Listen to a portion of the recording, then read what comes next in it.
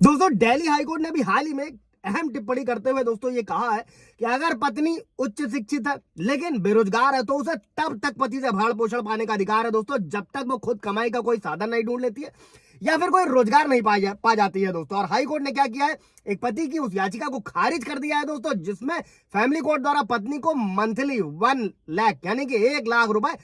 Add अंतरिम maintenance देने के आदेश को चुनौती दी गई थी दोस्तों। अभी तक आप लोगों ने सुना होगा अंतरिम मेंटेनेंस, परमानेंट मेंटेनेंस, अभी एड अंतरिम मेंटेनेंस। ये क्या होता है दोस्तों, ये अंतरिम मेंटेनेंस से पहले जैसे मुकदमा दाखिल हुआ और पत्नी के पास खाने खर्चे के पैसे नहीं है तो एड अंतरिम मेंटेनेंस, फिलहाल वो एक अलग मुद्दा है। अगर कोई सवाल जवाब होगा तो पूछेगा, क्लियर कर दिया जाएगा दोस्तों, या फिर ब्रीफ वीडियो बना दिया जाएगा दोस्तों। जय हिंद, नमस्कार, मैं एडवोकेट आशीष मिश्रा। लाइक कर दीजिएगा, शेयर कर दीजिएगा, सब्सक्राइब कर दीजिएगा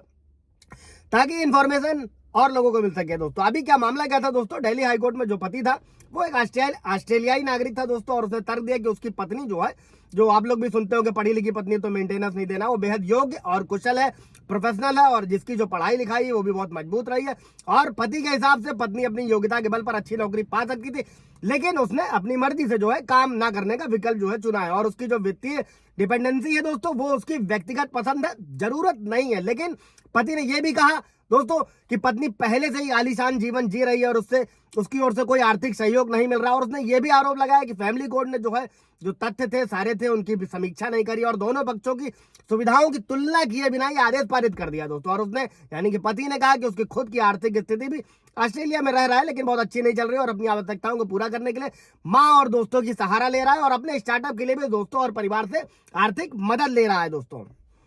अब ये समझिएगा दोस्तों कि दूसरी ओर पत्नी ने अपने जवाब में क्या कहा। पत्नी ने अपने जवाब में ये कहा है दोस्तों कि उसने शादी के समय अपनी नौकरी छोड़ दी थी और वो अब अपने माता पिता के साथ में रह रही है दोस्तों। ये सब जजमेंट, ये रिवाइज पिटीशन, ये जो आप लोगों के लिए वीडियोस बनते हैं इसलिए ताकि अगर आपका भी कोई केस चल रहा है तो आप उसको अच्छे से हैंडल कर सके दोस्तों। और इसमें पत्नी ने कहा कि वो उसकी देख रेख कर रहे हैं, और उसका तर्क ये भी था कि केवल उच्च शिक्षित होना दोस्तों इस आधार पर भरण पोषण से इनकार का कारण नहीं हो सकता है, विशेष रूप से स्पेशली तौर पर तब जब उसे रोजगार मिलने में अभी समय लग सकता है दोस्तों। और कोर्ट ने क्या किया, पति की याचिका को खारिज करते हुए कहा कि भले ही पत्नी उच्च शिक्षित है और उसके पास एचआर क्षेत्र में अच्छी योग्यता है, लेकिन इस चीज को भी नजरअंदाज नहीं किया जा सकता है कि वो वर्तमान में बेरोजगार है दोस्तों।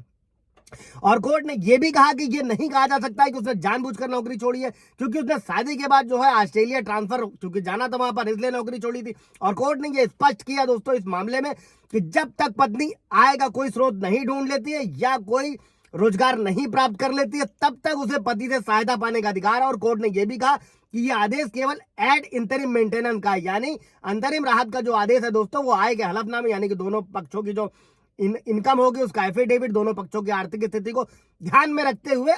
फाइनली तय किया जाएगा। और कोर्ट ने यह टिप्पणी करी कि यह केवल कहना कि उसकी अर्निंग कैपेसिटी के आधार पर उसे भरण पोषण देना एक आलसी महिलाओं का वर्ग बना देगा, इस स्तर पर जल्दबाजी होगी और अनुचित भी, खास तौर पर यह तब जब केवल अस्थायी राहत देने वाला यानी कि एड अंतरिम मेंटेनेंस का आदेश दिया गया है दोस्तों। इससे रिलेटेड कोई सवाल जवाब होगा आप लोगों का तो पूछेगा। ये एड अंतरिम मेंटेनेंस आप लोगों के लिए भी नई चीज होगी, व्यूअर्स के लिए। Thank you.